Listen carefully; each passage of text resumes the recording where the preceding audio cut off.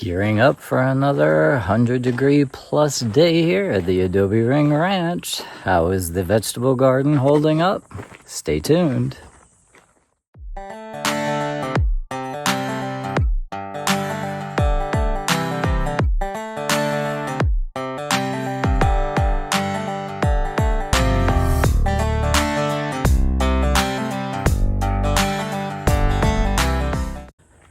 Hello everybody and welcome back to the Adobe Ring Ranch. You heard me right, another 100 plus day here. We just had 2 or 3 and we're gearing up for another, I think it's 4 days. And then hopefully they're showing some rain and a big cool down. I've been trying to make some adjustments to the vegetable garden, taking some things out because they're just stressing out at this point and getting ready for my later plantings. And I'm also focused in on trying to keep all the girls cool. So let me just show you a few things that are going on here in the vegetable garden, and we'll take it from there. So I think it'd be easier just to show some of the beds that I've already turned over. This one used to be our first crop of cucumbers on this side, and I had my small onion patch on this side, which again, I think we got 90 bulbs out of the onions, and the cucumbers, I got a lot of pickles made from them. And down the middle, I had some zinnias that were just starting to just give up. They were tanking. They were the original zinnias I had planted. So out with the old, and I have just planted new zinnias down the center. I put the seeds in the ground, so we'll just see how well they sprout. There was one zinnia plant here that was looking pretty good, so I left this one. Actually, this is 2. It's that peachy color and that hot pink one, so I did leave that one. I've got here in our location, it's okay to plant another crop of melons. So on this side, I've got a honeydew, and I planted some seeds in here. I didn't have another transplant to go in there. And then on this side, I'm going to be doing a couple of cantaloupes, one on this side, one on this side, and the vines can just go everywhere.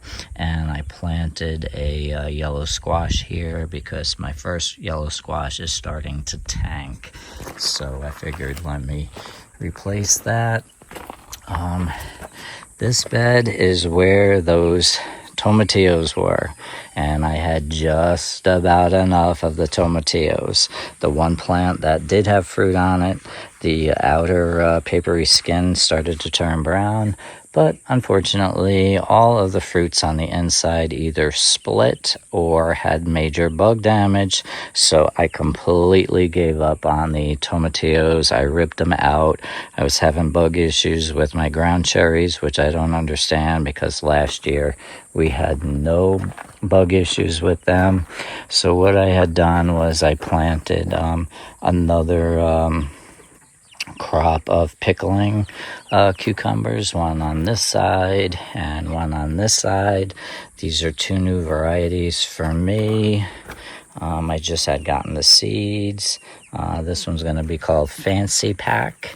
Again, it's going to be a pickling cucumber.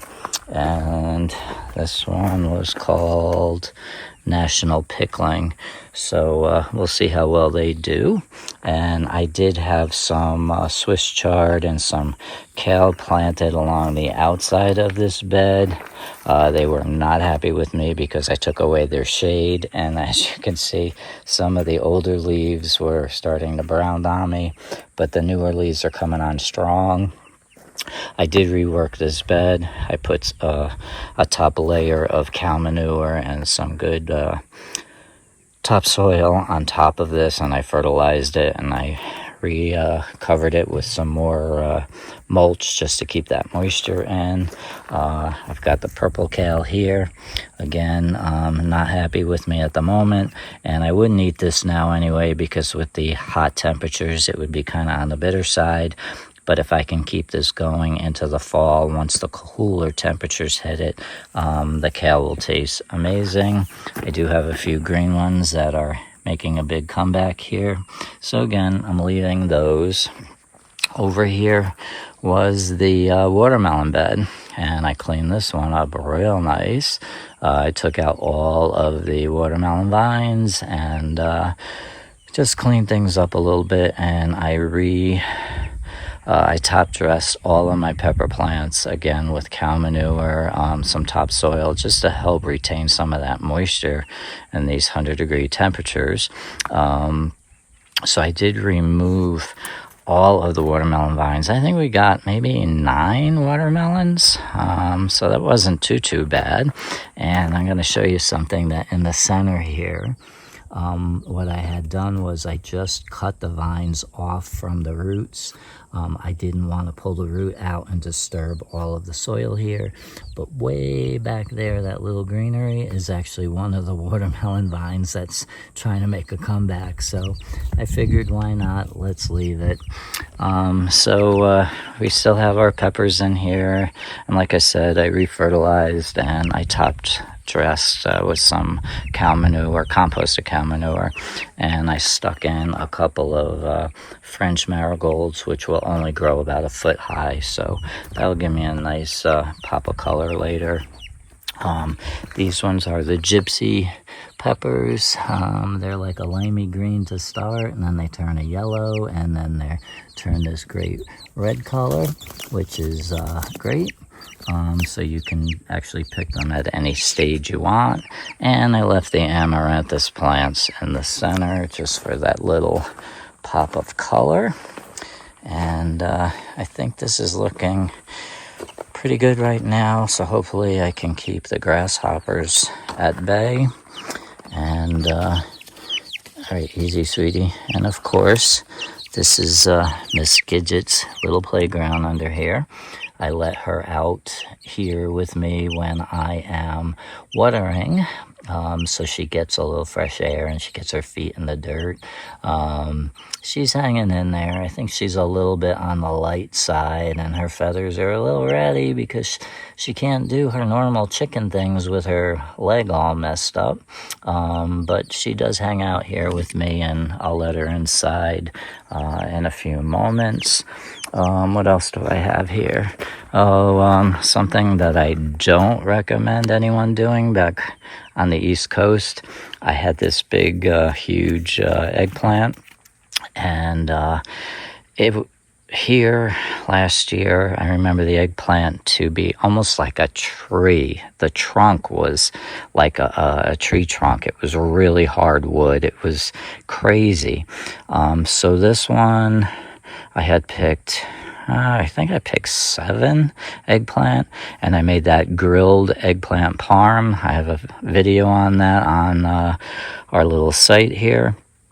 And what I decided to do, instead of just ripping out the plant, I was like, Clint, I wonder what would happen if I just cut it back. Do you think it would resprout? And then, maybe I'll get more fruit? Because with these hot temperatures, yes, it will flower, but more than likely it will not produce the pollen it needs to set fruit. So I'm like, why don't we just cut this back and see if it resprouts? By the time it resprouts, the temperatures will have reduced, and hopefully we'll get another crop. And as you can see here by my hand, this is actually a new sprout coming out of this stem. So yeah, and here's another one back here. So it is resprouting. So I'm going to give this a go, and I'm going to make a little mental note of this, that if things get out of control next year, that I can cut back the eggplant. I'm going to see how well it does fruiting as time goes on. And in front of that eggplant are some of those onion seedlings that I had planted.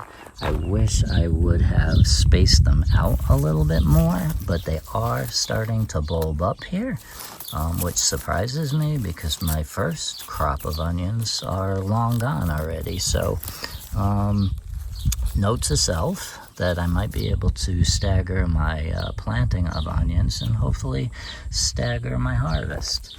As far as some of my squashes, I'm getting ready to tear this one up. This was my first yellow squash planting. All the fruit I'm getting now at this point have been very hard, and I mean, I can't even cook it. That's how hard it is to soften it up. So I'm going to be getting rid of all of this and reworking the soil and setting this up for the next month to 2 months for a new planting. My vine over here, the acorn squash, the fruits keep coming on and the fruits keep dehydrating, falling off, and the ones that look like they're going to do well are gone the next day. So now I'm wondering if there's actually some sort of critter here that is stealing the fruit during the night. But I've had enough of this bed altogether, and I will be tearing these out. The tomatoes are struggling a bit in this heat. Some of the foliage is definitely crisping up, but it is the older foliage, and I just slowly cut them and trim them off just to neaten up the plant, because the top of the plant, I've got this nice fresh green growth up here. And again, this is early girl, and she's still going strong, even though the tomatoes are not huge, but I am enjoying that she keeps pumping out the fruit. So the only thing I need to keep an eye on are those damn tomato worms, horned worms. We've pulled off a couple, but they're going to be little treats for my chickens soon. These tomatoes are really looking yellow. I don't know, I may be giving up on these altogether. I've been starting up some new tomato plants that I'll be planting for our fall harvest. Zinnias are hanging in. Oh yeah, there was this squash bed that I replaced where my cabbages were and broccoli, and this has just taken off. It's going nuts. So I've got 2 acorn and I've got one of those honey nut squashes in the front here, but that seems to be doing fairly well. I don't know. I know I do have to harvest some of my carrots. I keep saying it, but I don't do it. I've got a few of these honeydews that just refuse to fall off the vine, but the vine is tanked. So I'm probably going to be picking this and seeing what's up with that. Here's a green squash. This was my latest green squash, which is doing 10 times better than my first green squash that I planted months ago. I've already gotten 4 good-sized squashes off of this, and we've had a couple as a side dish. So that's that. The oregano is doing pretty well. It is in a shadier area. It was starting to get some longer growth, but I just cut it back just to keep it more bushy. I've got more gypsy tomatoes over here that are that limey green color, which is fine. That's how they start, and then they turn a yellow, an orange, and then a bright red. I also have those round cucumbers that Ronnie had given me to try. So it's just a round shape and they turn this yellowy color, but you can pick them at any stage here. I also have this little Persian type of cucumber that has just begun. It's supposed to be a small, I guess salady kind of cucumber, but that's doing pretty well. And the Swiss chard, my first planting of Swiss chard, is still doing fairly well. The girls have been getting most of that. Clint and I aren't getting too much. My cantaloupes starting to turn color. I've picked a number of cantaloupes from different varieties, but this one still hasn't slipped off the vine yet, so I'm waiting for that to ripen. We've got a couple of bigger ones down here. I just hope when they do ripen, I'm here to get them off the vine. I don't want them slipping off, hitting the ground and exploding on me. So I think that is going to be pretty much a wrap. Everything else, like I said, the tomatoes are tiring out. I've got my grapevines have finally begun to go crazy here, but I can't train them up onto the fence yet because this squash is going nuts, and this squash actually keeps starting the fruit, but doesn't give me anything, so I'm questioning that in the near future. I'm also keeping an eye out on this, my latest blackberry. The leaves keep curling up and drying up on me, so I got to figure out what the deal is with this. I'm going to get rid of this cucumber vine here and give this more space and more air. Raspberries are hanging tough.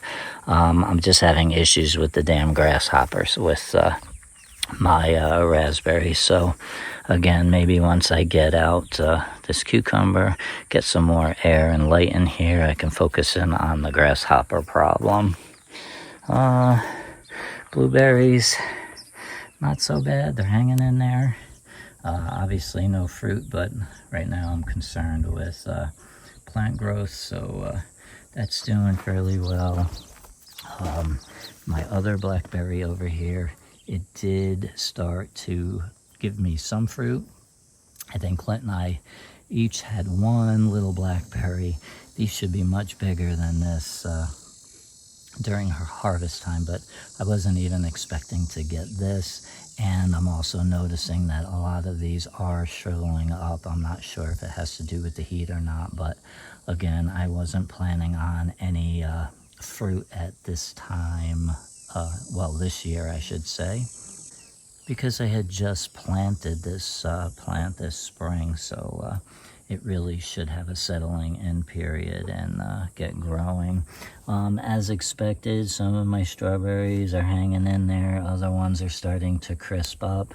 I was concerned about the heat and here in the desert, so I tried to get some of the strawberries in some of the shaded areas. So I'm just going to count my blessings for whatever ones do hang on and try to keep them going. Alright, so other than that, I think that's a wrap. Our sun golds are still hanging in there. Our sweet 100s cherries are hanging in there, but the bottoms of the plants are really starting to tank. So I'll see how much longer I'm going to let them go before I decide to rip them out. I think that's going to be a wrap from the vegetable garden. This is where I decided to put the lemon tree that I did a video on, and that's probably where it's going to stay, so that when we get to colder temperatures, I can move it inside the shed. Oh, here's Mr. Clunt, in case you're wondering. We got a new hose yesterday from Costco. It's a 100-foot fence that he's going to run up the side of the property here so that we can water some of the extra plants we had planted up in the back side of the fence there. So, you know, even though I'm here babbling, Clint's always hard at work. So, and he's already done a lot of his watering, and he's also done his, started his deep watering of some of the fruit trees. So, all right, well, that's a wrap from the vegetable garden today. Hope everyone has a great day, and please stay tuned for our next video.